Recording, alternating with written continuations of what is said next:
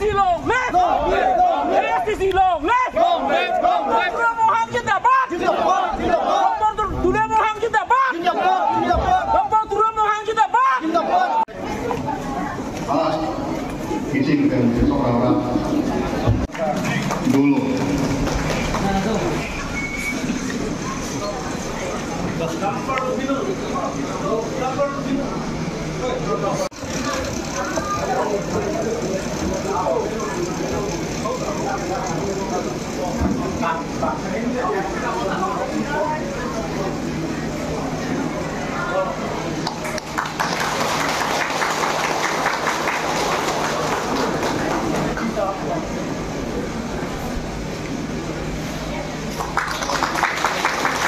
Nanti tuan tengok, kalau salam tinggal di langit Allah.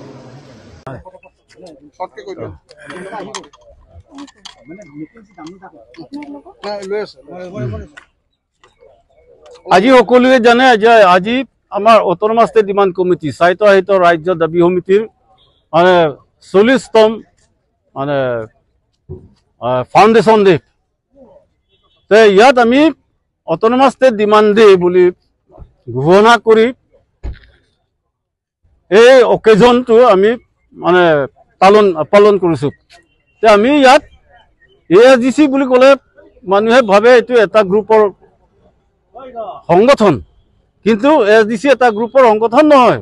40 বছৰ আগত যিটো ASDC গঠন কৰিছিলে তাত কংগ্ৰেছৰ MLA আছিলে, কাউন্সিলৰ চেয়াৰমেন আছিলে, EM সকল আছিলে বা XML সকল আছিলে।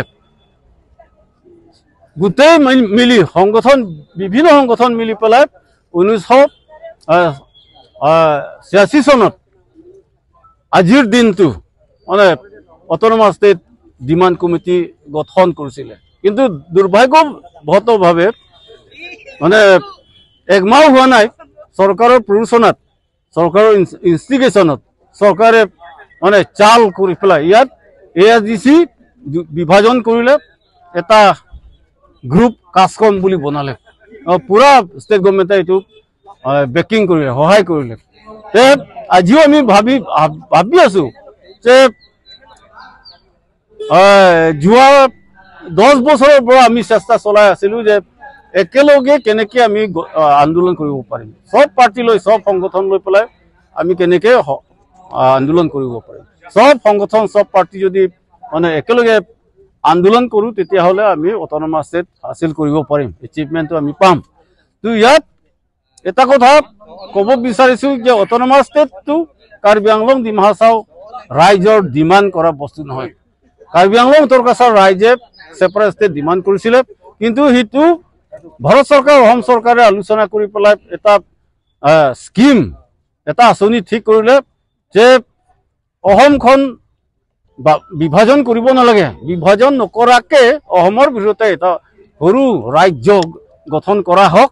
সেইবুলি অটোনমাস ষ্টেট গঠন কৰিবৰ কাৰণে আৰ্টিকল 244A বুলি সংবিধানত সন্নিৱিষ্ট কৰিলে। আজি আমাৰ যুগত আমাৰ জেনেৰেশ্যনে সেই 244A দিলেও হ'ব বুলি আমি মানিলো। সেইকাৰণে অটোনমাস ষ্টেট ডিমাণ্ড কৰি আছে, অসমখন বিভাজন কৰিব নালাগে।